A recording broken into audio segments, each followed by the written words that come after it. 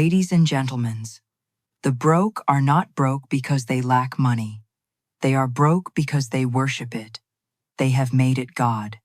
They have bowed before it, given it power, and declared it the source of their security, identity, and worth. And in doing so, they have forgotten the one truth that would set them free. I am is the only source. Not your job, not your savings, not the economy, or your family or your circumstances.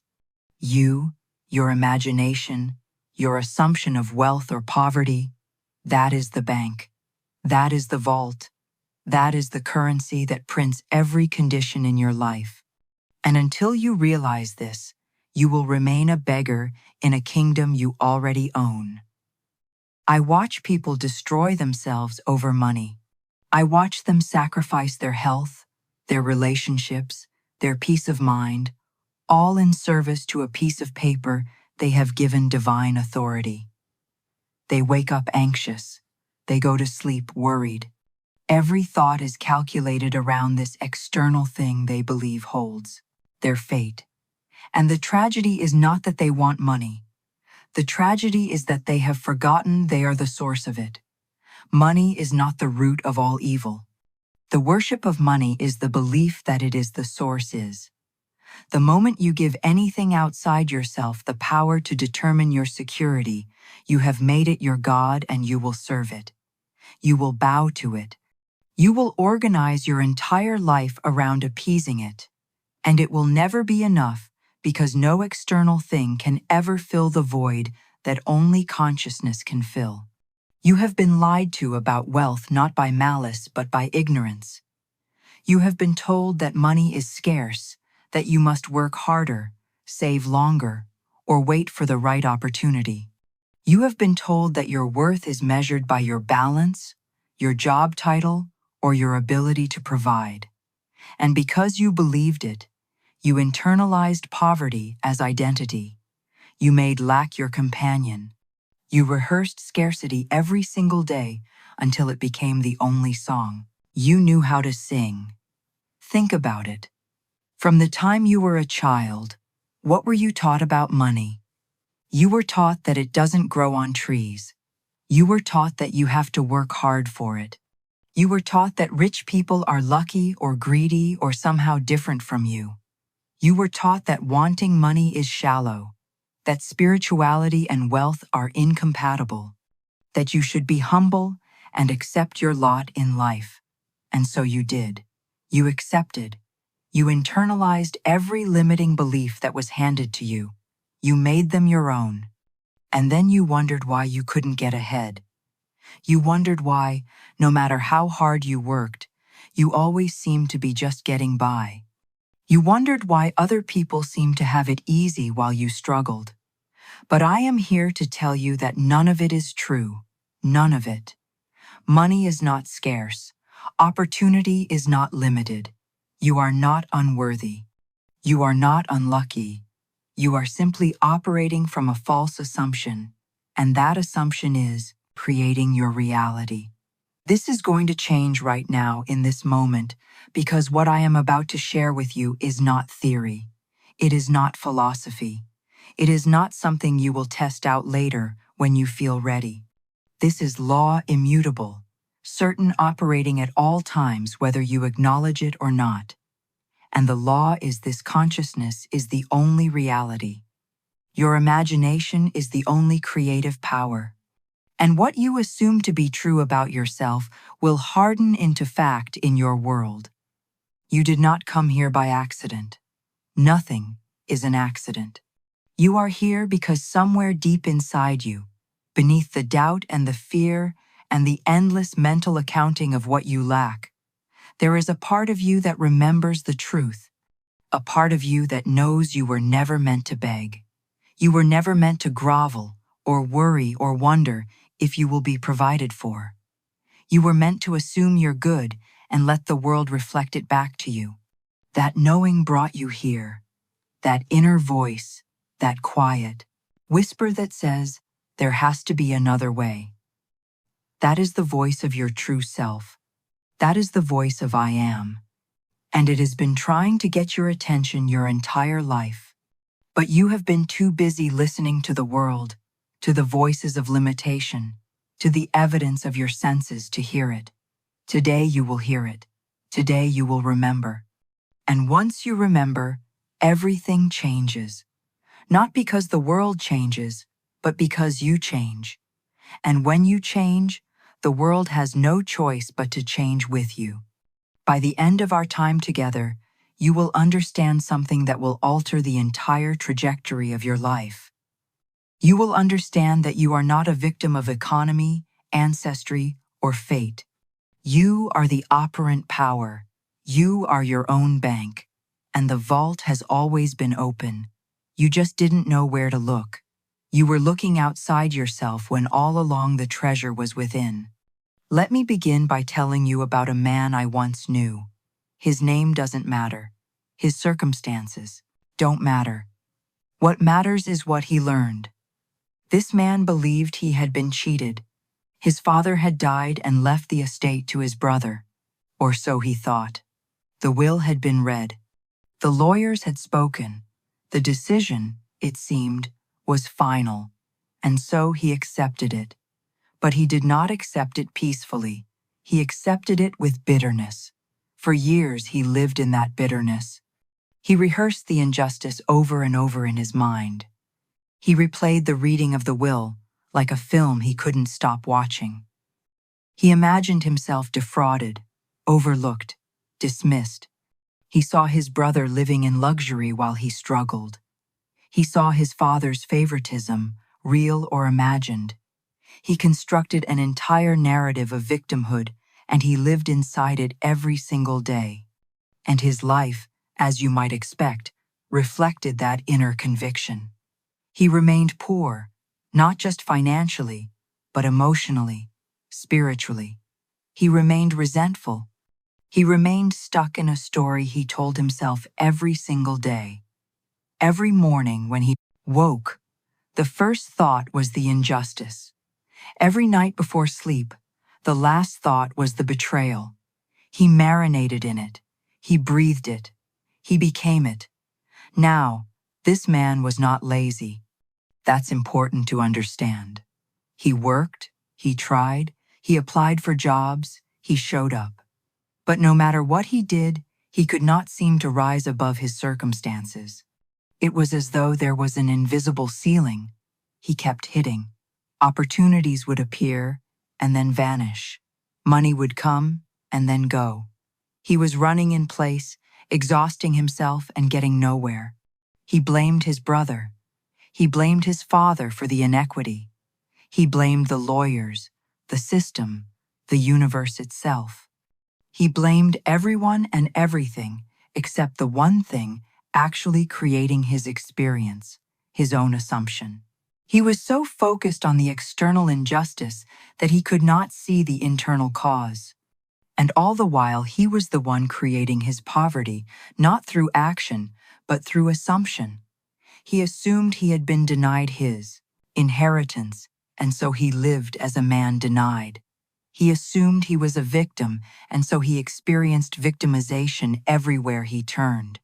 He assumed the world was against him, and so the world appeared to be against him not because it was, but because he was creating it that way.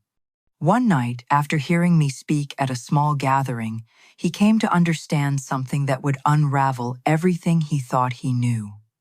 He learned about revision not as denial of the past, but as recreation of it. He learned that the past is not a fixed thing. It is not set in stone.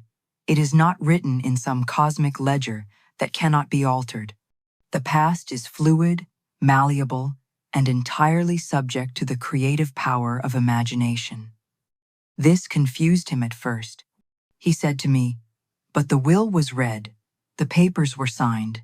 My brother has the estate. These are facts. How can I revise facts?" And I said to him, "The facts are not what you think they are. The facts are simply the outpicturing of your assumption. The will was read through the lens of your assumption.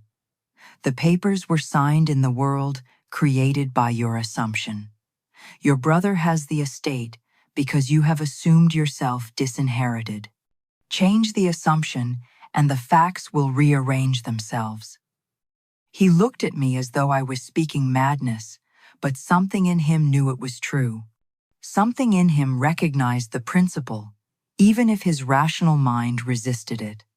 So he began to revise, not by pretending the will had never been read, but by changing his emotional relationship to it. In his imagination, night after night, he saw his father blessing him. He felt the warmth of his father's hand on his shoulder. He heard the words, "This is yours, my son. You are provided for. You are loved. I have not forgotten you." He revised the scene until the feeling of being blessed replaced the feeling of being betrayed. He did this every night before sleep. He would lie in bed, close his eyes, and enter that scene. He would feel his father's presence. He would hear his father's voice. He would let the love and the blessing wash over him until tears came, until the bitterness dissolved, until something in his chest that had been clenched for years finally relaxed. At first, nothing changed in the outer world. The will was still the will. His brother still had the estate. But something was changing in him. The resentment was lifting. The heaviness was easing. He began to sleep better. He began to feel lighter, and he noticed opportunities beginning to appear that he had not seen before. He persisted with the revision. Night after night, he returned to that scene. And then something extraordinary happened. Within months, an old document surfaced, a codicil to the will. His father had written an amendment years before his death, expressing his desire for the estate to be divided differently. He had intended for this man to inherit a significant portion after all, but the paperwork had been misfiled, lost in bureaucracy, buried under other documents, overlooked by the attorneys who had settled the estate. When the codicil was discovered, the estate had to be reopened. The will had to be re-executed according to the father's true wishes. And this man, who had spent years in bitterness, suddenly found himself the recipient of an inheritance he thought he would never see. Now, you might say this was coincidence. You might say the document would have turned up anyway. You might rationalize it in a dozen different ways. But I tell you, nothing is coincidence. Nothing happens by chance. The law does not operate randomly. The outer world is the mirror of the inner. And when he changed his inner state from betrayed to blessed, the outer circumstances had no choice but to conform. The document did not create his blessing. His assumption of blessing created the discovery of the document. The codal had always existed, but it existed in a dimension of reality he was not occupying. He was occupying the dimension of victimhood, of disinheritance, of betrayal. And in that dimension, the codicil remained hidden. But when he shifted dimensions through revision, when he entered the state of the Blessed Son, the codicil appeared, not because he found it, but because he became the kind of man to whom such things are revealed. This is not magic. This is not wishful thinking. This is the way things work. The past is not behind you. It is within you. And because it is within you, it can be revised. Every memory you hold, every conclusion you have drawn about who you are and what you deserve is subject to change. Not through force, but through imagination. Not through struggle, but through assumption. You see, most people think the past creates the present. They think that because something happened years ago, they are doomed to live with the consequences forever. But that is not true. The past does not create the present. Your assumption about the past creates the present. And if you change your assumption, you change your present and you change your future. This man could have spent the rest of his life bitter. He could have died resenting his father and his brother. He could have passed that bitterness on to his children. But instead, he learned to revise. He learned to recreate his past in imagination. And in doing so, he freed himself, not just from poverty, but from the prison of his own mind. Let me tell you about another person, a woman who once approached me after a lecture. She was thin, worn, exhausted. You could see the years of struggle written on her face. She waited until everyone else had left, and then she came up to me with tears in her eyes. She said, "I have tried everything. I have worked 2 jobs. I have saved every penny I could. I have prayed. I have hoped. I have done everything I know how to do, and I am still barely surviving. How do I get money when I have none?" There was such sincerity in her voice, such desperation. She was not asking out of greed or laziness. She was asking because she was tired, tired of struggling, tired of fear, tired of waking up every day wondering how she was going to make it. I looked at her and I said, "You do not get it. You become it." She stared at me, and I could see the confusion in her eyes. So I asked her a simple question, a question I want you to ask yourself right now. What would it feel like to have abundance? Not the money itself, but the feeling that comes with it. What would that feel like? She closed her eyes for a moment. I watched her face soften, and then she said, "I would feel safe. I would feel free. I would walk differently. I would breathe differently. I wouldn't wake up in the middle of the night with my chest tight, worrying about bills. I wouldn't avoid checking my bank account because I'm afraid of what I'll see. I would feel light. I would feel like I could finally exhale." "Then walk that way now," I told her. "Breathe that way now. Do not wait for the money to give you. The feeling. Give yourself the feeling and the money will follow." She resisted as most people do. Her mind immediately produced a dozen objections. "But that feels like pretending," she said. "That feels like lying to myself. How can I feel abundant when my bank account is nearly empty? How can I feel free when I'm drowning in debt? Isn't that just denial?" And I said to her, "No, pretending is living as though you are poor when you are the operant power of your own world. Pretending is acting as though circumstances have power over you when the truth is that you have power over circumstances.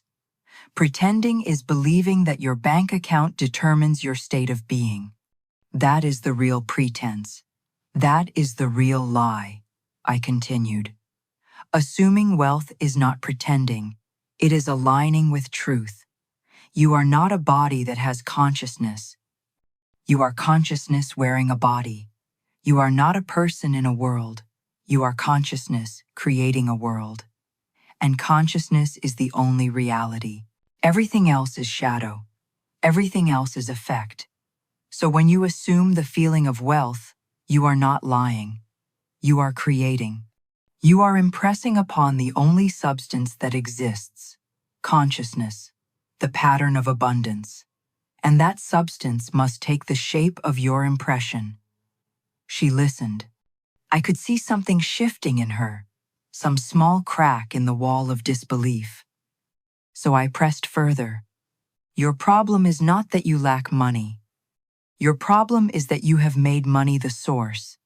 You have given it the power to determine how you feel, who you are, what is possible for you. You have made it God. And as long as you do that, you will serve it. You will be enslaved by it. But the moment you realize that consciousness is the source, that I am is the only power, you are free." She began to live from that assumption, not recklessly. She did not go out and spend money she did not have. She did not quit her jobs or stop being responsible. But internally, everything changed.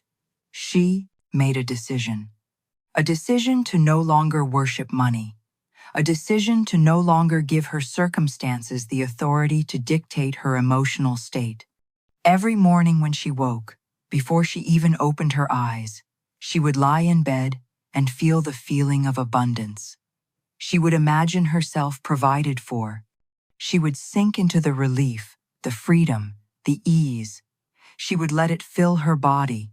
She would breathe it in, and she would carry that feeling with her as she moved through her day. When she paid for something, she no longer felt the familiar clench of fear in her stomach. Instead, she thanked her imagination for the supply. She blessed the exchange. She assumed more was coming. She did not WS at the expense. She did not calculate loss with dread. She moved through each transaction as though she were infinitely resourced. At night, before sleep, she would revise moments of financial fear. If she had felt panic during the day, she would go back to that moment in imagination and revise it. She would see herself in that moment, but this time, she was calm. This time, she was confident. This time, she felt provided for. She did this again and again, reprogramming her emotional responses, retraining her consciousness. She deposited the feeling of wealth into her consciousness every morning and every night, the way someone might deposit money into a bank account. And consciousness, being the only bank that matters, accepted every deposit. Within weeks, things began to shift, not in the way she expected. She did not win the lottery. She did not receive an inheritance. She did not have some dramatic, miraculous event, but opportunities she had never noticed before began to appear. It was as though the world had been holding treasures for her all along, and she was finally able to see them. A friend mentioned a job opening she had not known was available. A debt she thought was permanent was suddenly forgiven due to what appeared to be an administrative error, but which, she knew, was consciousness rearranging circumstances. An unexpected check arrived in the mail from a tax refund she had completely forgotten about. A client she had worked for months earlier sent an additional payment saying they felt she deserved more for her work. One by one, small provisions began to show up, and as they did, her confidence grew. Her assumption of wealth deepened. She began to walk differently, just as she had imagined. She began to breathe differently. The tightness in her chest eased. The fear loosened its grip. And the world continued to reflect back to her the state she was now inhabiting. Within 6 months, her financial situation had completely transformed. Not because she worked harder, she actually ended up working less. Not because she got lucky, but because she changed her assumption. She stopped being a woman who struggled and became a woman who was provided for. And the universe, which is simply consciousness pushed out, had no choice but to reflect that new identity. When I saw her again a year later, she was unrecognizable, not just in her circumstances, but in her entire being. The exhaustion was gone. The fear was gone. There was a lightness about her, a confidence, a peace. And she said to me, "I finally understand. I was begging for money when all along I was standing on a mountain of gold. I just couldn't see it because I was looking in the wrong direction." This is not a story about luck. This is not a story about positive thinking or hoping really hard. This is a story about law. She did not attract wealth. She embodied it. She became it. And because she became it in consciousness, it appeared in her world. It had to. There is no other way. Now, let me tell you a parable. This is a story I have told many times, but I will tell it again because it contains a truth that most people spend their entire lives never understanding. 2 men sat outside the same temple begging. Both extended their hands to strangers. Both received coins. Both appeared from the outside to be in the same situation.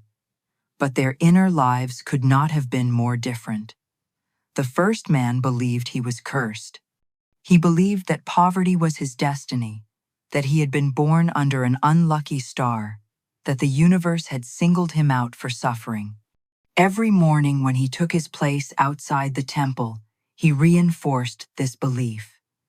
He looked at the people passing by and felt separate from them, lesser than them, unworthy of what they had.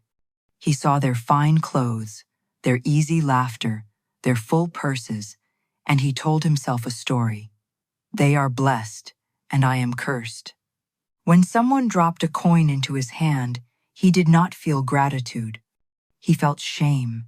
He felt the sting of his own inadequacy. He took the coin and thought to himself, "This is all I will ever have. This is proof of how little I deserve." He hoarded what he received. He feared it would be stolen in the night. He counted his meager supply obsessively, as though by counting it he could protect it. He spent his nights imagining thieves. He imagined loss. He imagined scarcity. His dreams were filled with lack. And so, day by day, his experience became more impoverished. Not because the universe was withholding from him, but because he was withdrawing from the only account that matters, the account of consciousness. Every thought of lack was a withdrawal. Every fear was a withdrawal.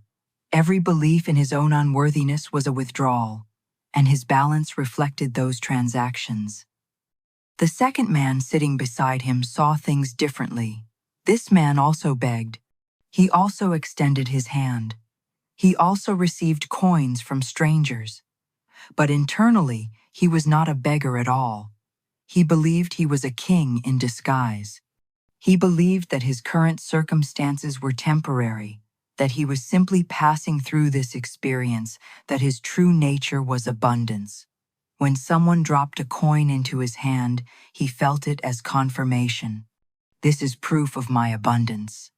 He would think this is evidence that I am provided for. This is the universe saying yes to me. He gave freely from what he received. If another beggar approached him, he would share. If a child passed by, he would offer a coin with a smile. He moved through his days as though he had an endless supply. At night, he did not imagine thieves. He imagined his purse refilling. He imagined opportunities. He imagined himself rising. He felt himself surrounded by invisible wealth, by grace, by provision. His inner speech was one of gratitude and expectation. More is coming. I am taken care of. I am blessed. And he fell asleep in that feeling, every single night. And so, day by day, his circumstances transformed. Opportunities appeared. A merchant noticed him and offered him work. Someone saw something in him and believed in him. Doors opened that had been closed. Within a year, he was no longer sitting outside the temple.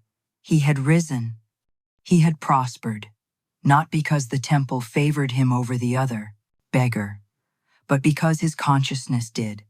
The temple did not care which man sat outside it. The temple gave to both. The strangers passing by gave to both. The universe provided for both. But their experiences were completely different because their assumptions were completely different. Consciousness does not judge. It does not pick favorites. It does not decide that one person is more deserving than another. It simply mirrors back the assumption each person holds about themselves. It says yes to whatever you claim as true. If you claim poverty, it says yes to poverty. If you claim abundance, it says yes to abundance. It is absolutely neutral. It is absolutely just, and it is absolutely precise. You are both beggars. Every moment of every day, you are choosing which one you will be. Will you take each gift and fear it is the last? Or will you take each gift and see it as evidence of an endless supply? Will you imagine loss or will you imagine increase? Will you rehearse lack or will you assume abundance? The choice is always yours, and the choice you make is the prayer you are praying. The choice you make is the command you are giving to consciousness. And consciousness obeys. Most people do not realize they are giving commands every moment. They think their thoughts are private, inconsequential, powerless. But I tell you, your thoughts are the most powerful thing about you. Your assumptions are creating your world. Your inner speech is the prayer that is being answered. And if your inner speech is one of fear, lack, and limitation, that is the prayer being answered. But you can change the prayer right now in this moment. You can choose to be the second beggar. You can choose to assume abundance even while sitting in apparent lack. You can choose to see every gift as evidence of more to come. You can choose to live as though you are a king in disguise, temporarily passing through a limited experience, but never defined by it. I will tell you something personal. There was a time when I did not believe what I now teach. There was a time when I looked at circumstances and thought they were the truth. I looked at my bank account and saw fact. I looked at my debts and called them reality. I looked at the limitations in my life and thought this is just the way things are. This is my lot. I need to accept it and make the best of it. I thought imagination was fantasy, something children do, something impractical and detached from the real world. I thought that to change my life, I needed to change my circumstances. I needed to work harder, get a better job, make more connections, find the right opportunity. I thought the outer world was the cause and my inner world was the effect. And so I remained poor, not destitute, but limited, bound by what I could see, imprisoned by what I thought was unchangeable. I remember nights lying in bed, calculating bills in my head, trying to figure out how to make the numbers work. I remember the anxiety that would grip my chest when an unexpected expense arose. I remember the shame I felt when I could not afford things I wanted, when I had to say no, when I had to borrow money just to get by. I remember feeling trapped, feeling like I was running in circles, exhausting myself and getting nowhere. And then one night, everything changed. Not because my circumstances changed, but because I dared to test the law. I had nothing to lose. And so I abandoned caution. I abandoned my attachment to what appeared to be true. I made a decision to live by imagination rather than by sight. And I began with my most pressing concern, my debts.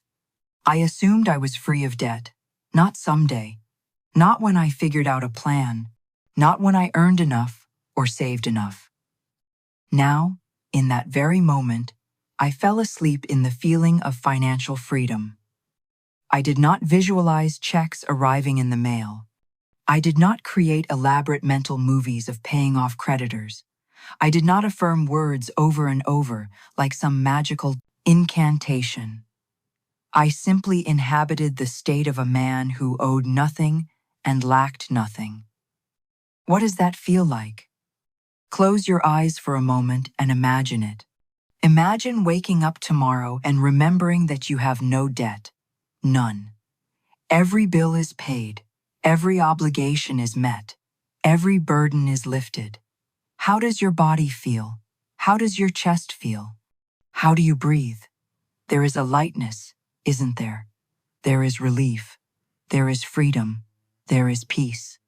That is the feeling I gave myself. That is the state I entered, and I fell asleep in it.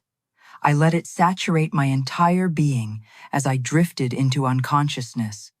And in that moment of falling asleep, I impressed it upon my subconscious mind. I planted the seed. The next morning, nothing had changed. My debts were still there. The bills were still on the table. My circumstances were still the same. And this is where most people give up. They try once, see no immediate change, and conclude it doesn't work. But I did not waver. I understood that I was impressing consciousness. And consciousness takes time to externalize.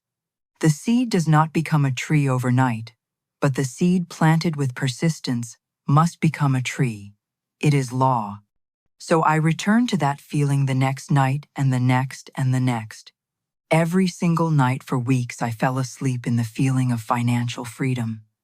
Some nights it came easily. Other nights I had to work for it. Had to fight through the doubt and the fear and the voice that said, "You're just pretending." But I persisted. I refused to abandon the state. I refused to let circumstances dictate my assumption. And then, slowly things began to shift. Opportunities arose that I had not anticipated. A client I had worked for months earlier sent a check saying they wanted to pay me more because they felt my work had been worth more than what we had agreed upon. A debt I thought was permanent was suddenly forgiven because the creditor dissolved their company and wrote off all outstanding balances. Money came from directions I had not thought to look. I did not do anything extraordinary in the outer world. I did not work harder. I did not hustle or scheme or manipulate. I simply remained faithful to the inner state.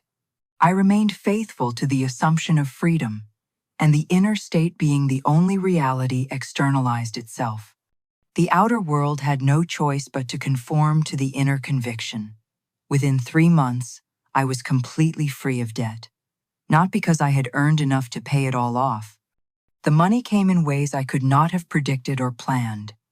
It came because I had assumed the end. I had lived in the state of the wish fulfilled. And the wish fulfilled being a state of consciousness created the means of its own fulfillment.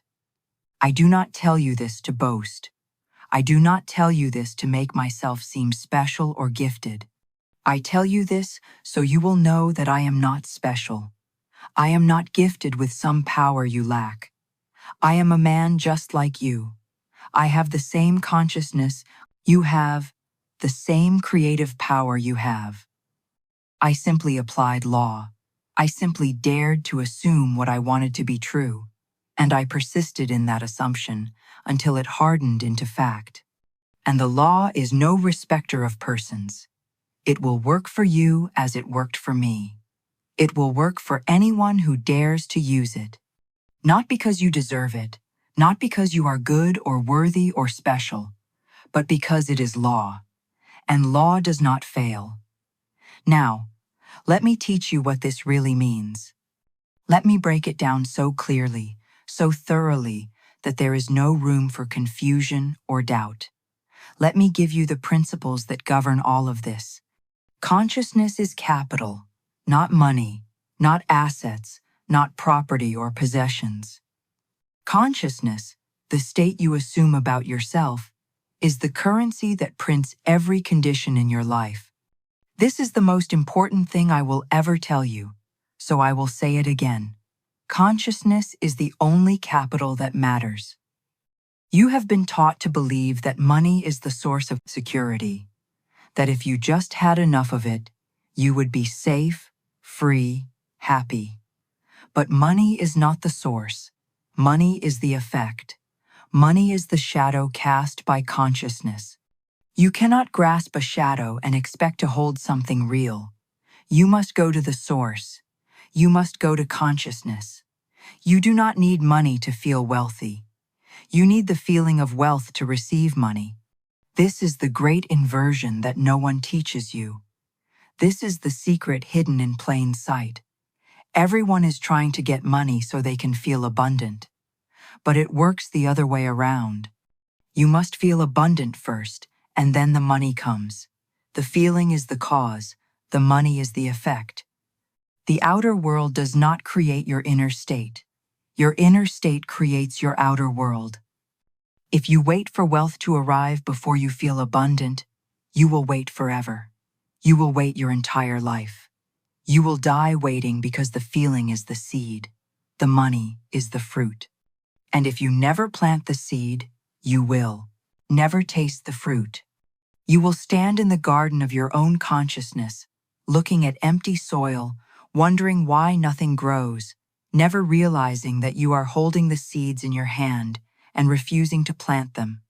I am is the only account that matters. Every assumption you make is a transaction. Every belief you hold is a deposit or a withdrawal. And your current circumstances are simply the balanced statement of your habitual inner speech. If you constantly say to yourself, "I can't afford it," you are making a withdrawal. If you constantly say, "I never have enough," you are declaring bankruptcy. And consciousness, which never argues, which never questions, which never judges, simply says, "Amen." Your word is law. It is done unto you as you believe. You are not poor because you lack money. You are poor because you lack the assumption of wealth. And assumption is free. It costs you nothing. It requires no external resource. It asks only that you dare to feel differently about yourself. It asks only that you dare to imagine yourself other than you appear to be. But most people will not do this. Most people are so hypnotized by their circumstances that they cannot imagine anything different. They look at their bank account and they let that number define them. They look at their debt and they let that weight crush them. They look at their job, their income, their situation, and they say, "This is who I am. This is my reality. I have to accept it." But I tell you, you do not have to accept anything. You are not your circumstances. You are not your bank account. You are not your debt or your job or your income. You are consciousness. You are the I am. You are the creative power of the universe localized in a human form, and you have the power to assume yourself into any state you desire. Let me say this again because it is so important. The wish fulfilled is not a future event. It is a present state of consciousness. Desire is not something you chase. It is something you claim. It is something you become. When you say, "I want to be wealthy," you declare yourself separate from wealth. You put it out there somewhere in the distance, in some imaginary future that never quite arrives. You make it conditional. You make it dependent on circumstances lining up on things outside yourself changing. And the universe, which is your own wonderful human imagination pushed out, hears that declaration of separation and says, "Yes, you want it. You do not have it, and so you will continue to want it." But when you say, "I am wealthy," you collapse time. You collapse the distance between desire and fulfillment. You enter the state. You embody the end. You live from the wish fulfilled as though it is already true, as though it has always been true, as though there is no separation, no gap, no waiting period. And because imagination creates reality, because consciousness is the only substance, the outer world must conform. It has no choice. It is not the cause, it is the effect. You are the cause. This is not positive thinking. This is not affirmations you repeat while secretly doubting. This is not some surface-level technique you apply half-heartedly. This is metaphysical fact. This is the deepest truth of existence. The moment you assume the feeling of the wish fulfilled, you have entered the state that contains it. You have become it in consciousness. And if you remain faithful to that state, if you persist in that assumption, it must externalize. Not because you deserve it, not because you earned it, but because that is how the law works. That is the principle. That is the mechanics of creation. Wealth is a state, not a sum. Let me explain this carefully because it is subtle and most people miss it. A man with $1 million can feel poor. I have known such men. I have spoken with them. They have more money than they could spend in a lifetime, and yet they are gripped by fear. They worry about losing it. They worry about people taking advantage of them. They worry about the economy collapsing or their investments failing or their children squandering it. They are wealthy in circumstance but impoverished in consciousness, and so they live impoverished lives despite their bank accounts. On the other hand, a man with nothing can feel like a king. I have known such men as well. Men who had no money, no possessions, no security by worldly standards, and yet they moved through life with such confidence, such peace, such joy, that everyone around them felt richer just being in their presence. They were impoverished in circumstance but wealthy in consciousness, and so they lived wealthy lives despite their bank accounts. Why is this? Because wealth is not an amount. It is an assumption. It is a way of being. It is a consciousness you inhabit. It is a state you live in, and that state is independent of circumstances. You can enter the state of wealth right now, this moment, regardless of what your bank account says. You can feel wealthy. You can move as wealth moves. You can think as wealth thinks. You can speak as wealth speaks. And the moment you do, you are wealthy. Not in the future. Now, you have been taught to measure wealth by numbers. You have been taught to look at your bank balance and let that determine your emotional state. But consciousness does not count. Consciousness does not calculate. Consciousness feels. And the feeling you hold about yourself is the currency that prints your world. If you feel unworthy, no amount of money will satisfy you. You will spend it, lose it, or sabotage it because your inner state demands alignment. The outer must always match the inner. It is law. It is the way things work. You cannot hold a state of unworthiness in consciousness and maintain wealth in circumstance. The two are incompatible. Eventually, one must give. And because consciousness is the cause and circumstances are the effect, the circumstances will always conform to consciousness, always. But if you feel abundant even in the absence of visible supply, that feeling will draw to you every condition necessary to match it. The world will conspire to prove you right. Opportunities will appear. Money will come. Doors will open. Not because the universe is rewarding your positive attitude, but because you have changed the state from which you are operating. And every state has its corresponding world. Change the state, and you change the world. Wealth is not in your wallet, it is in your imagination.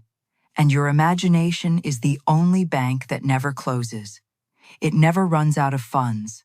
It never denies you. It never tells you you're overdrawn, or your credit is bad, or you don't qualify. It simply reflects back to you what you have deposited. If you deposit fear, you withdraw fear. If you deposit lack, you withdraw lack. If you deposit abundance, you withdraw abundance. It is mechanical. It is precise. It is law. Lack is an imagined state. Let me be very clear about this, because it is where most people get stuck. You are not experiencing lack because the world withholds from you. You are not poor because someone else is rich.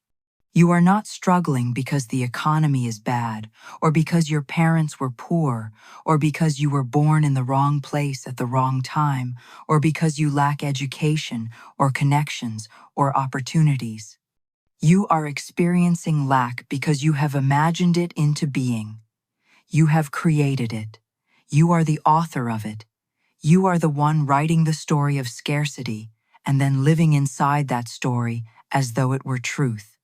Every time you say, "I can't afford it," you make a deposit into the account of poverty. You affirm the state of lack. You reinforce the belief that you are without, and consciousness hearing that affirmation says, "Amen," and creates more experiences of not being able to afford things.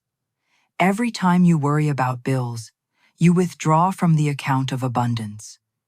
You pull yourself out of the state of provision and enter the state of fear. And fear creates more things to fear. It must, because whatever state you are in, you are creating from. You cannot worry about money and attract money. The two are incompatible. Worry is the assumption of lack, and lack assumed creates lack experienced. Every time you believe that money is hard to come by, you legislate scarcity into your world. You make it law. You decree it. And the universe, which is simply your own consciousness pushed out, obeys the decree. You are the legislator. You are the judge. You are the one who decides what is true for you. Not through what you say to others, but through what you say to yourself in the privacy of your own mind. And the world, being nothing more than your consciousness pushed out, obeys. It must obey. It has no choice. It is not an independent thing outside of you with its own will and agenda. It is you. It is the externalization of your internal state, and so it reflects back to you exactly what you have impressed upon it. Lack is not a condition. It is a conclusion. It is a belief you have accepted as true. It is a story you have told yourself so many times that you now believe it is fact. But it is not fact. It is interpretation. It is assumption. And assumptions can be revised. Conclusions can be changed. Beliefs can be uprooted and replaced. You are not bound by your past. You are not imprisoned by your circumstances. You are not a victim of economy or fate or bad luck. You are free. You have always been free. You simply forgot. You forgot that you are the operant power. You forgot that you are consciousness. You forgot that you are the creator of your world, not the creature trapped in it. The world you see is not the world as it is. It is the world as you are. And if you are imagining lack, lack is what you will experience. Not because you are cursed, not because you are being punished, not because God is withholding from you or the universe is against you, but because you are creator. You are the one doing the imagining, and what you imagine you experience, what you assume you become, what you feel you attract, what you believe you create. Assumption hardens into fact. This is the core of everything I teach. This is the foundation upon which all manifestation rests. What you assume to be true becomes true, not eventually, inevitably. Not because the universe is granting your wish, but because your assumption is the creative act itself. Assumption is creation. If you assume you will always struggle, you will find evidence of struggle everywhere. Your attention will be drawn to lack. Your mind will interpret every situation through the lens of scarcity. You will notice the bills more than the blessings. You will see the problems more than the provisions. And your world will be filled with struggle. Not because struggle is abundant, but because you are looking for it. You are expecting it. You are assuming it.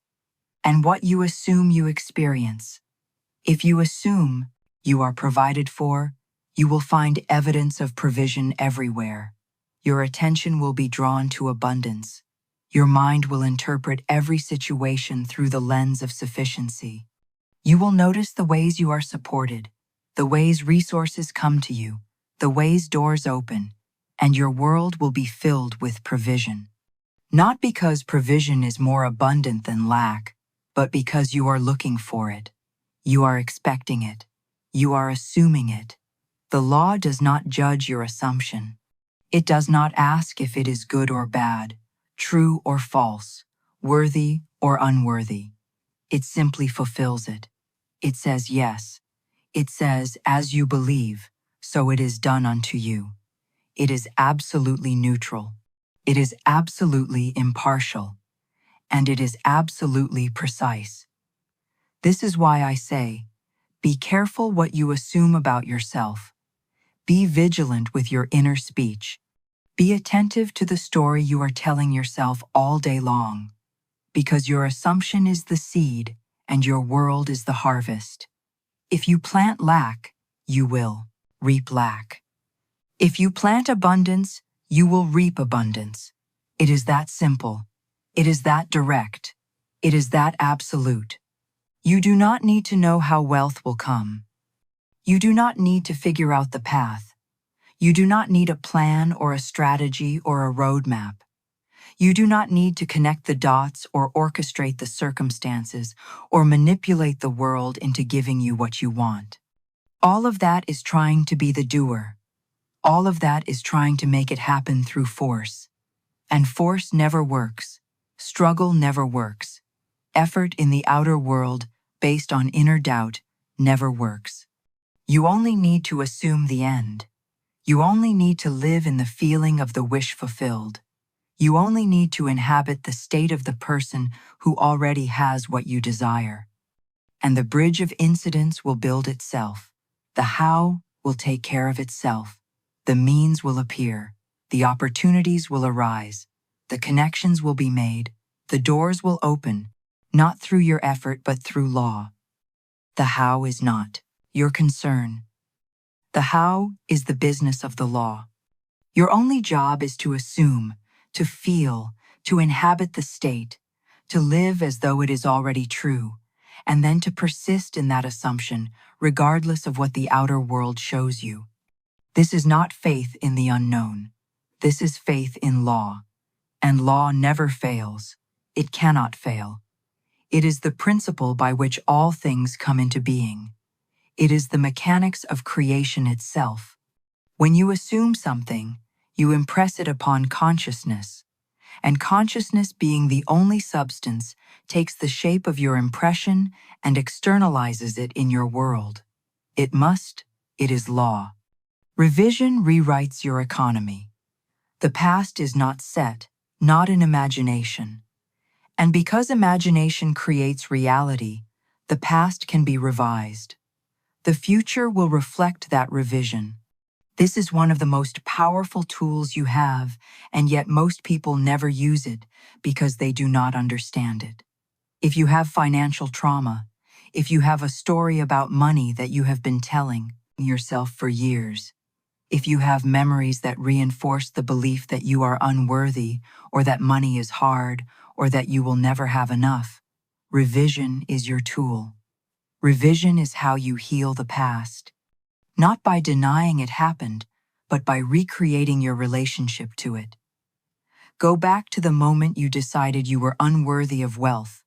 Maybe it was a moment in childhood when you wanted something and were told, "We can't afford that."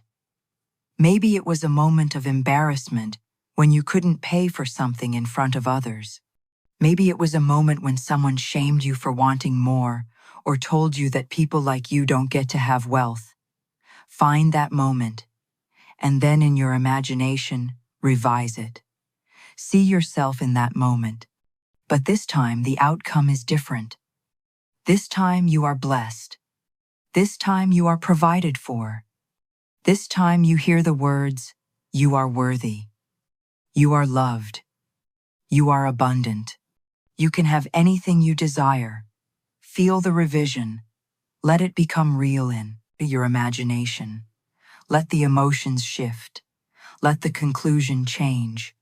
Where there was shame, let there be dignity. Where there was lack, let there be provision.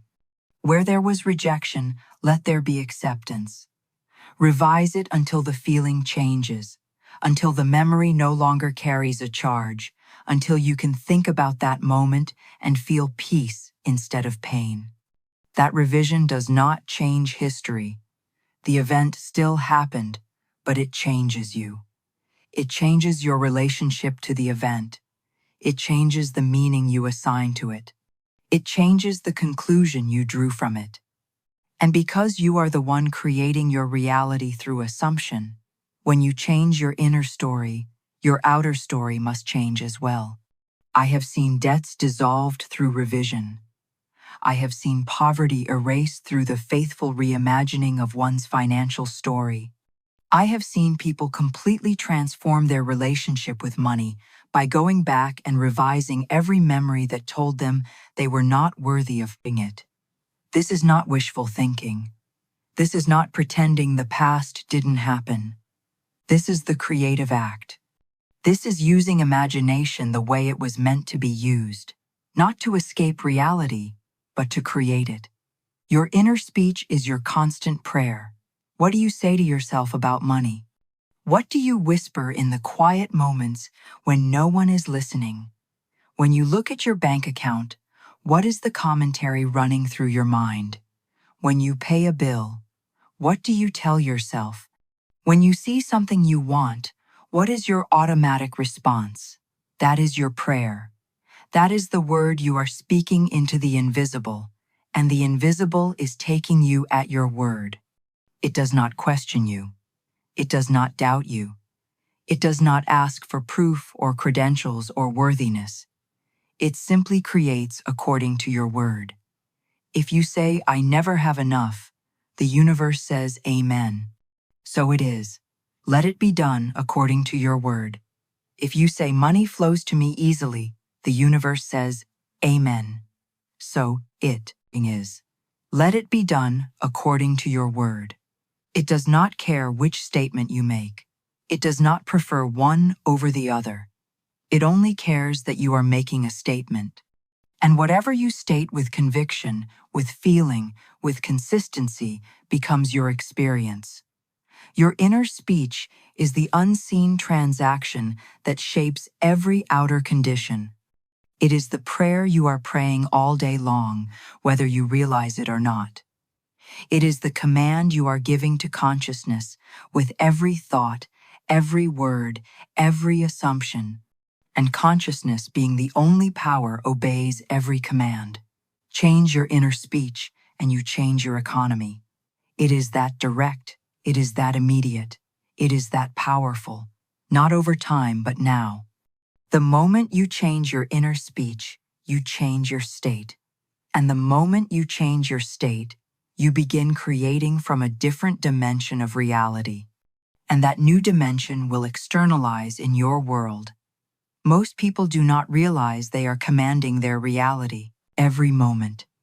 They think their thoughts are private, powerless, inconsequential. They think that as long as they don't say something out loud, it doesn't matter. But I tell you, your inner speech matters more than anything you say aloud. Your inner speech is the real prayer. Your inner speech is the real command. Your inner speech is what consciousness hears and obeys. So listen to yourself. Pay attention to what you say to yourself about money. And when you catch yourself speaking lack, stop. Revise it in that moment. Turn the statement around. Change the assumption. Speak abundance instead. Not as a lie, but as a decision. Not as pretending, but as legislating. You are the legislator of your reality. Use that power. The feeling is the secret. I have said this 1,000 times, and I will say it again because it is the most important thing you will ever learn. Feeling is the secret. Not visualization, not affirmation, not repetition of words you do not believe, not techniques or methods or formulas. Feeling the emotional conviction that your desire is already fulfilled. When you imagine wealth, do not picture coins. Do not visualize dollar bills stacking up in your account. Do not create elaborate mental movies of money coming to you. All of that is fine, but it is not the essence. The essence is the feeling. Feel the relief. Feel the freedom. Feel the ease of being provided for. That feeling is the substance of wealth. That feeling is the prayer that is answered. That feeling is the seed that becomes the tree. If you can feel it, you can have it. But you must feel it first.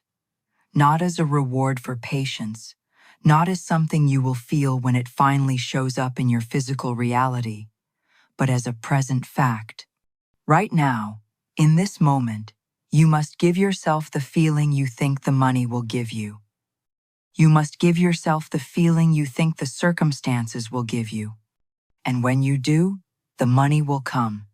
The circumstances will change, not because you manifested them, but because you became them. You became the vibration. You became the state, and the state externalized.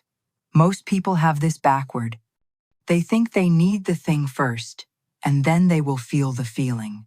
They think when I have money, then I will feel abundant. When I am out of debt, then I will feel free. When my business succeeds, then I will feel confident. But that is not how it works.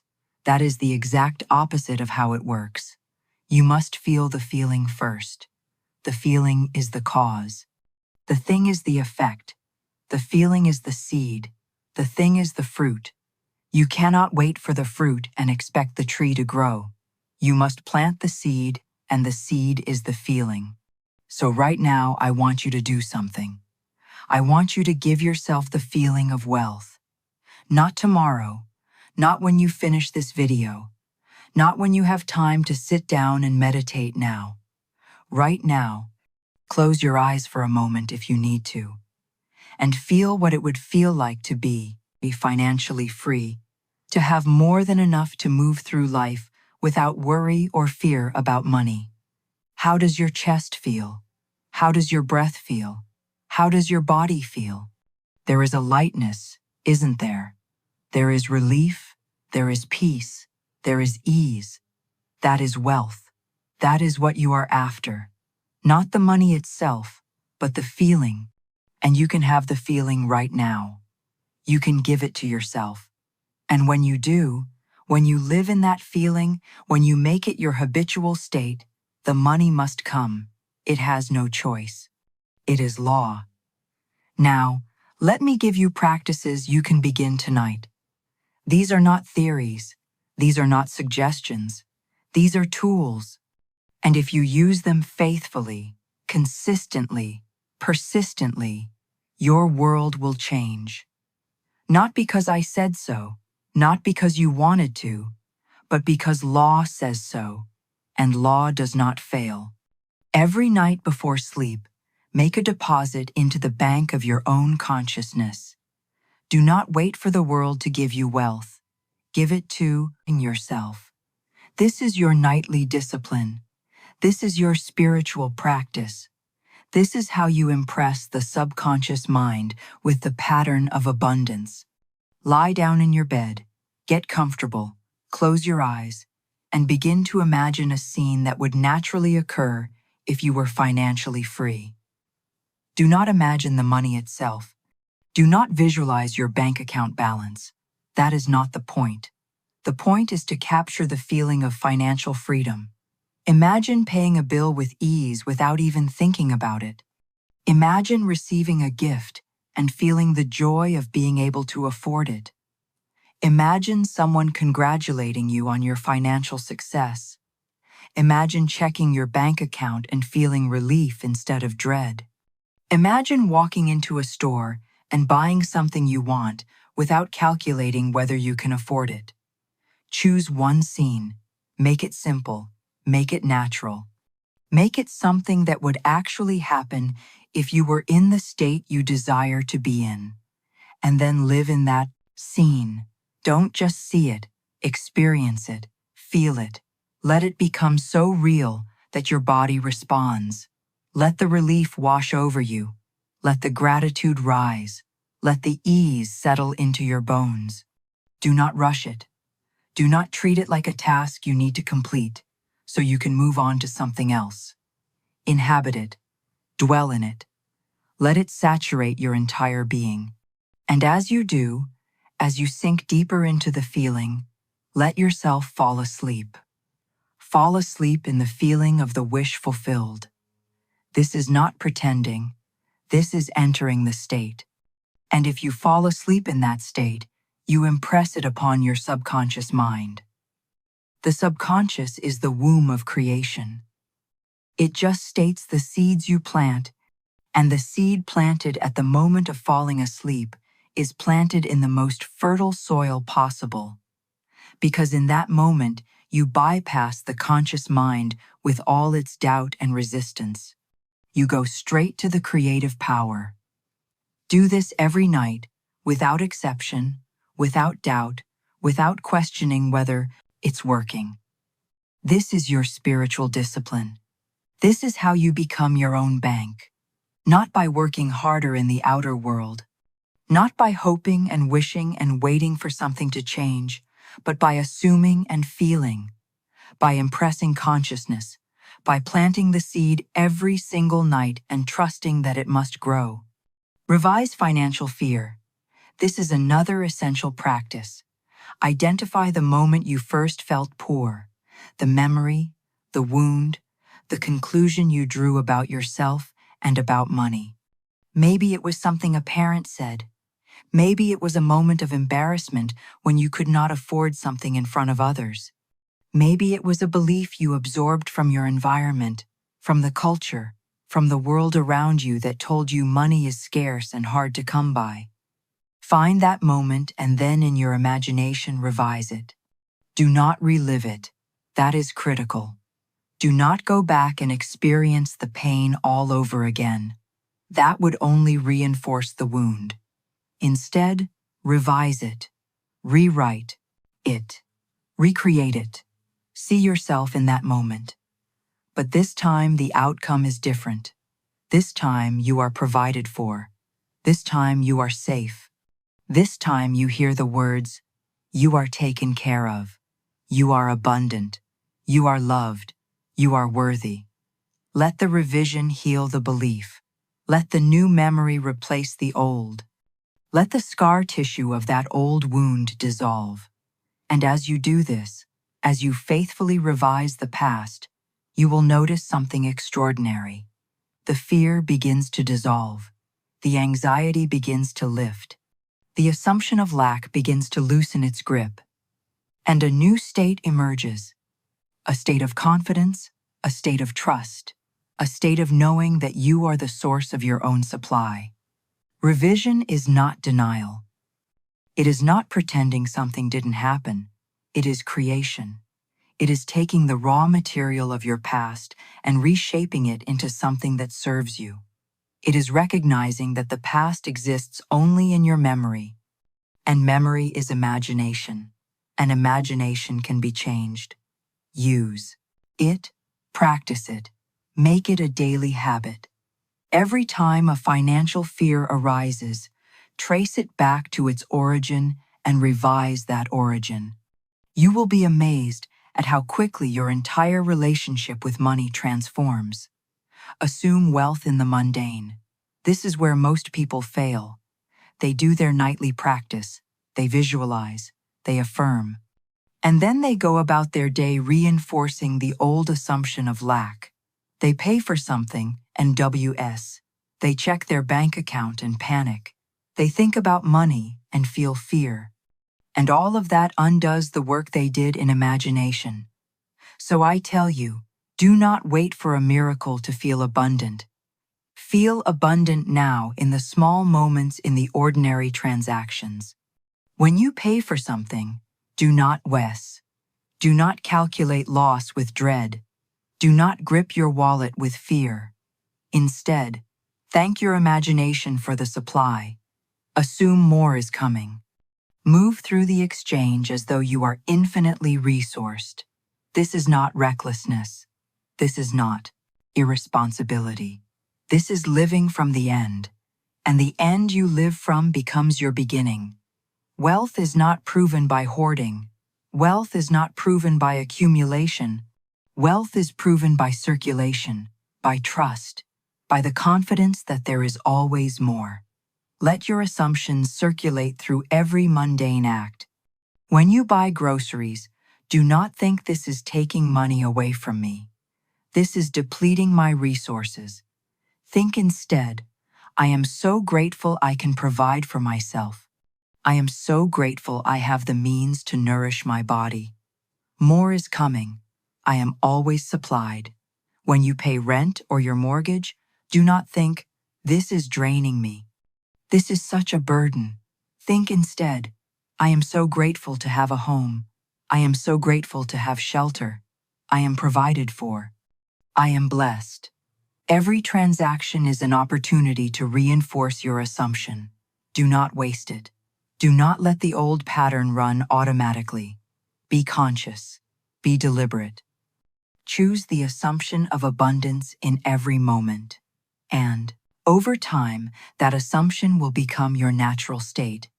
It will become who you are. And when it becomes who you are, your world will have no choice but to reflect it. Audit your inner speech. This is critical. For one full day, I want you to listen to yourself. Listen to what you say about money. Listen to what you assume about your ability to receive. Listen to the running commentary in your mind. Write it down if you need to, all of it, the complaints, the fears, the declarations of lack. Be honest, do not judge yourself, just observe. And then at the end of the day, rewrite them. Turn every statement of poverty into a statement of abundance. Turn every "I can't afford it" into "I am provided for." Turn every "money is hard to get" into "money flows to me naturally and easily." Turn every "I'll never get ahead" into "I am always moving forward. I am always supplied. I am always increasing." And then, starting the next day, speak the new script. Catch yourself when the old pattern tries to run. Stop it mid-thought and replace it with the new assumption. Repeat this until it becomes natural, until the new inner speech is your default. This is not lying. This is legislating. Your inner speech is law. It is the decree you are making every moment. Make sure it is a law you want to live under. Enter the feeling daily. Set aside 5 minutes each day. Separate from your nightly practice to sit in the feeling of wealth. Not the thought, not the visualization, the feeling. What does it feel like to be free, to be secure, to know that you are provided for, to know that you lack nothing? Sink into that feeling. Let it fill your chest. Let it soften your breath. Let it relax your body. Let it permeate every cell. Do not ask how it will come. Do not analyze the path. Do not let doubt interrupt. Simply feel it, steep in it, marinate in it. Let it become so familiar that it begins to feel more real than your circumstances. And as you feel it, you become it.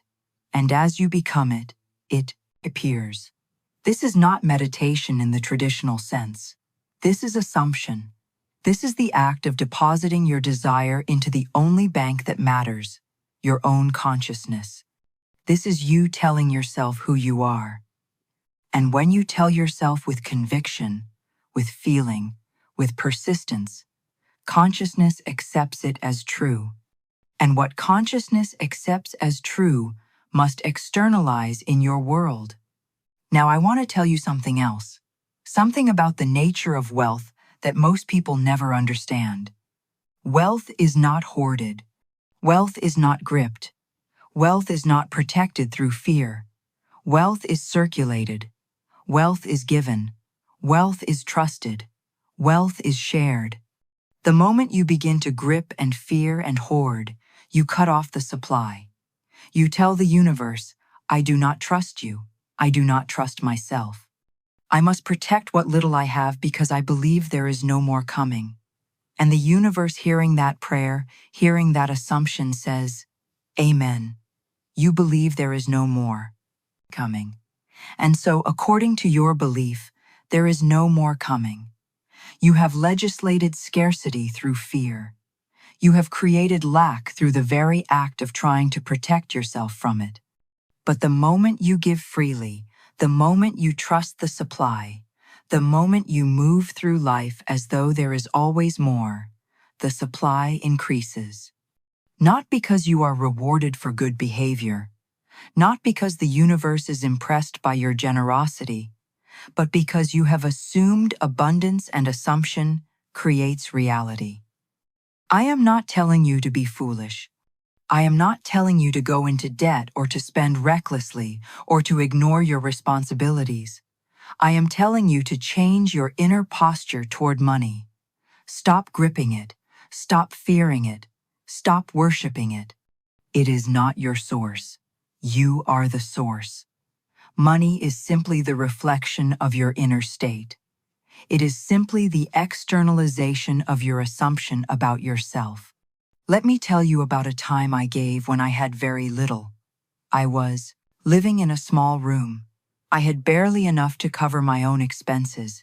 My circumstances were tight. My resources were limited. And then a friend came to me in need. He asked for help. And every logical part of my mind said, "You cannot afford to give. You need this for yourself. If you give this away, you won't have enough." But I remembered the law. I remember that consciousness is the source. I remember that money is not the source. I remember that my supply does not come from my bank account. It comes from my assumption. And so I gave, not begrudgingly, not with resentment, not with fear, but joyfully. I gave as though I had an endless supply. I gave from the state of abundance, even though my bank account told a very different story. Within days, I received money from an unexpected source, not the amount I had given, but far more. And it came in a way I could not have anticipated, could not have planned, could not have orchestrated. It came because I had assumed abundance. I had acted from the state of wealth. I had trusted the law, and the law responded. The world conformed. The supply appeared. This is not karma. This is not the universe rewarding me for being generous. This is law. When you give from a state of abundance, you affirm that state, you declare it, you embody it, and the state being the only reality must externalize itself. It has no choice. Now let me tell you what happens when you persist. Persistence is everything. Most people assume for a day, maybe a week, maybe even a month, and then they give up because they do not see immediate results. They look at their circumstances and say it's not working. Nothing has changed. This is just fantasy. And in that moment, they abandon the state. They withdraw their deposit. They return to the assumption of lack. And so, of course, lack continues. But I tell you, if you persist, if you remain faithful to the state regardless of what the outer world shows you, the outer world must change. It has no choice. It is not the cause, it is the effect. You are the cause. Your consciousness is the cause. And if you hold steady in consciousness, the effect must follow. It is law. I have seen people transform their financial lives in a matter of weeks through persistence. I have seen debts dissolved that seemed impossible. I have seen income doubled and tripled in ways that defied logic. I have seen opportunities appear out of nowhere, out of thin air, as though the universe suddenly rearranged itself. But it was not the universe rearranging itself. It was consciousness externalizing. It was assumption hardening into fact. It was law operating as it always operates, perfectly, precisely, inevitably. These people did not work harder in the physical sense. They did not get lucky. They did not happen upon some secret opportunity that was hidden from everyone else. They simply refused to abandon the state of wealth. They remained faithful. They persisted. They continued to assume, to feel, to live from the end, day after day, night after night, regardless of what their senses told them. And persistence does not mean gritting your teeth and forcing yourself to believe something you do not believe. Persistence does not mean white-knuckling your way through doubt. Persistence means returning to the feeling. Every time doubt arises, you return to the feeling. Every time fear whispers it's not working, you return to the feeling. Every time circumstances scream lack, you return to the feeling. You do not fight the doubt. You do not battle the fear. You simply choose the state over and over until the state becomes natural, until it becomes you, until living in the assumption of wealth is as automatic as breathing. Let me address something that often confuses people. They say, "But I have tried to feel wealthy and nothing changed.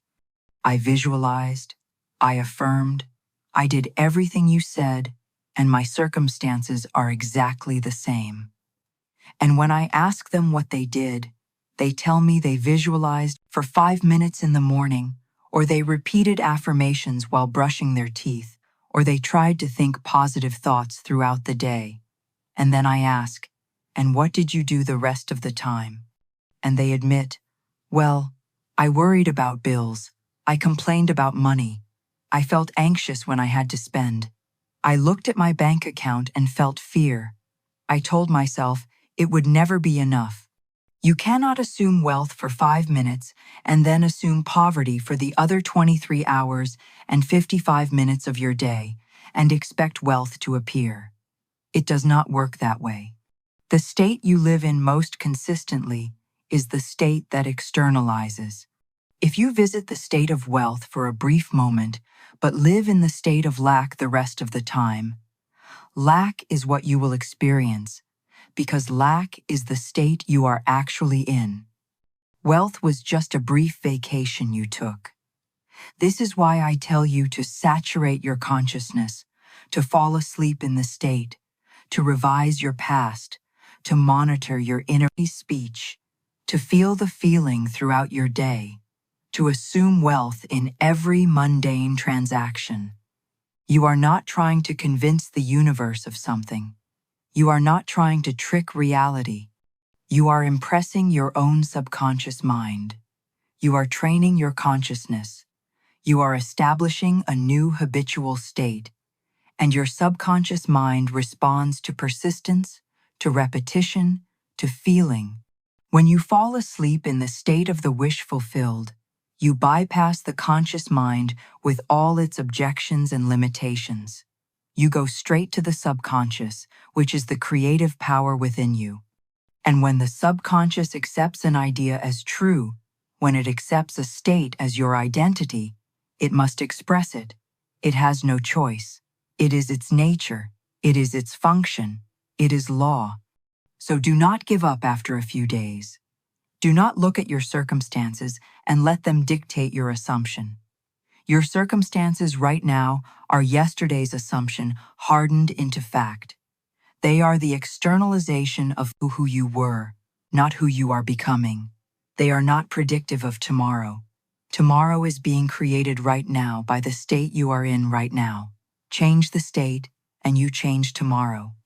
It really is that simple. Now, I want to speak directly to those of you who are in dire circumstances.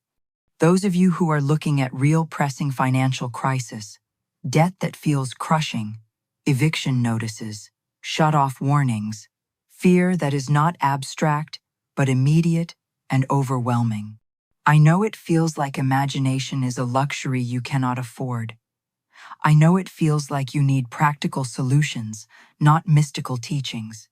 I know it feels like the walls are closing in and you need help now, not promises about consciousness and states. But I tell you, imagination is not a luxury. It is the only thing that will save you. It is the only power you have, and it is the greatest power there is. Do not look at the circumstances and let them determine your state. I know they feel overwhelming. I know they feel real. I know they feel urgent and threatening and undeniable, but they are the effect, not the cause. You are the cause. Your consciousness is the cause. And if you dare to assume the state of relief, of provision, of being taken care of, the circumstances must shift. They have no choice. They are not solid. They are not fixed.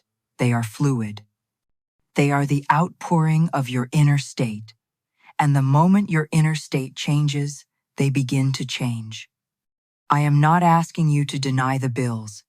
I am not asking you to pretend they do not exist. I am not asking you to be irresponsible or foolish.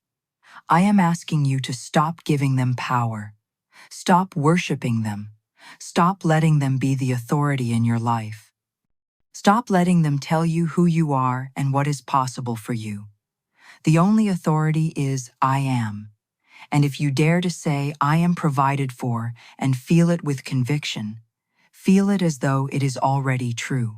Feel it until it becomes more real to you than the bills. The provision must come. It must. It is law. It may not come in the way you expect. It may not come through the channels you think are logical. It may not come in the timing you demand. But it will come because the law does not fail. Trust it. Trust yourself. You are not separate from the creative power. You are it. You are the power that creates worlds, and if you will dare to assume your deliverance, you will experience it. Let me give you one more story before we close. There was a man who had lost everything. His business failed. His marriage fell apart. He lost his home. He was living in a borrowed room with nothing to his name. No money, no prospects, no visible path forward. He came to one of my lectures, and afterward he approached me with desperation in his eyes. He said, "How do I do this when I have nothing to build on? How do I assume wealth when everything around me screams poverty? How do I imagine abundance when I can barely afford to eat? How do I feel free when I am trapped?" I looked at him and I said, "You do not build on circumstances. You build on consciousness. And consciousness is not dependent on circumstances. You can be in the worst situation imaginable and still assume the state of the king. In fact, that is when it matters most. That is when assumption is most powerful. Not when everything is going well and you're just adding to your abundance, but when everything is falling apart and you dare to assume abundance anyway. That is when you prove the law. That is when you demonstrate mastery." He took my words to heart. Every night he fell asleep, imagining himself restored. He did not imagine the money. He did not imagine the business. He did not imagine the specific solutions to his specific problems. He imagined the feeling of being whole again, of being at peace, of knowing that everything was working out for his good, of feeling safe, provided for, blessed. He persisted. For weeks, nothing seemed to change in the outer world. His circumstances remained dire. His room remained borrowed. His bank account remained empty. But he did not waver. He refused to let circumstances dictate his state. He kept returning to the feeling every single night. He lived in it. He breathed it. He made it more real than his senses. And then slowly things began to shift. An old contact he had not heard from in years reached out with an opportunity, a business proposal, something he would never have thought of, something he would never have pursued on his own. A debt he thought was permanent, a debt that had been hanging over him for months, was suddenly forgiven by the creditor who decided to write off certain accounts. A door opened that he had not even known existed. Someone believed in him. Someone gave him a chance. Within 6 months, he was back on his feet. He had income. He had stability. He had hope. Within a year, he was thriving. Not just surviving, but thriving. His business was more successful than it had ever been before. His relationships healed. His life was fuller, richer, more abundant than it had been even before he lost everything. He did not do anything miraculous in the outer world. He did not work harder than he had before. He did not have special connections or lucky breaks. He simply remained faithful to the inner state. He simply persisted in assumption. And the inner state being the only reality externalized itself. The world rearranged itself to match his inner conviction. This is what I am asking you to do. This is what I am inviting you to do. Remain faithful. Persist. Do not let the circumstances dictate your state.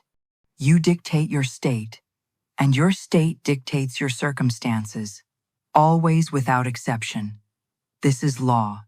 You came into this listening experience believing you needed something outside yourself to feel whole, secure, or abundant. I hope you are leaving with a different understanding. You are not separate from wealth. You are not waiting for supply. You are the supply. Your consciousness is the treasury. Your imagination is the mint, and every lack you have experienced was simply the result of withdrawing from the wrong account, the account of fear, doubt, and false belief. I have not given you theory. I have given you law. And the law is simple, elegant, and absolute. What you assume, you become. What you feel, you experience. What you imagine, you create. There is no exception. There is no special case. There is no one for whom this does not work. It works for everyone who applies it. It works because it is principle, not personality. You do not need to be more deserving. You do not need to be more spiritual. You do not need to be more enlightened or awakened or pure. You do not need to work harder. You do not need to figure everything out. You do not need to wait for permission or opportunity or the right moment. You need only to assume the state of wealth and remain faithful to it. That is all. That is everything. Every night, fall asleep in the feeling of abundance. Every day, speak to yourself as though you are provided for. Every moment, remind yourself, I am is the only source, not the world, not circumstances, not the economy, not other people. Me, my consciousness, my imagination, my assumption. This is not arrogance. This is recognition. This is remembering who you are. You are the operant power. You are the creator. You are consciousness itself, localized in human form. You are God imagining. And what you imagine must be. What you assume must become. What you feel must externalize. So I leave you with this. You are not broken. You have not been abandoned. You have not been denied. You have not been forgotten or overlooked or cheated. You have simply been imagining lack. And the world, which is your imagination pushed out, gave you exactly what you assumed, exactly what you expected, exactly what you believed to be true. But now you know the truth, and the truth is this. The vault has never been locked. The treasury has never been closed. The supply has never run dry. You have always had access. You are simply standing outside waiting for someone to let you in, not realizing that you are the one who holds the key. You are the one who opens the door. You are the vault itself. Walk through the door. Claim your inheritance. The wealth is already there. It has always been there. It is yours. It has always been yours. You are your own bank and the account is unlimited. The resources are infinite. The supply is eternal. Now live like it, assume it, feel it, become it, and watch your world transform to match the truth of who you are. If this shifted something in you, if this awakened something in you, if this reminded you of your own power, let me know. Tell me what assumption you are revising. Tell me what state you are entering. Tell me how you are beginning to live as your own bank. And if this served you, subscribe because I will continue to speak this law until every man and woman remembers that they are God. Imagining that they are the creator of their world, that they are the source of their own supply. You are your own bank. The vault is open. The wealth is yours. Now claim it. Thank you.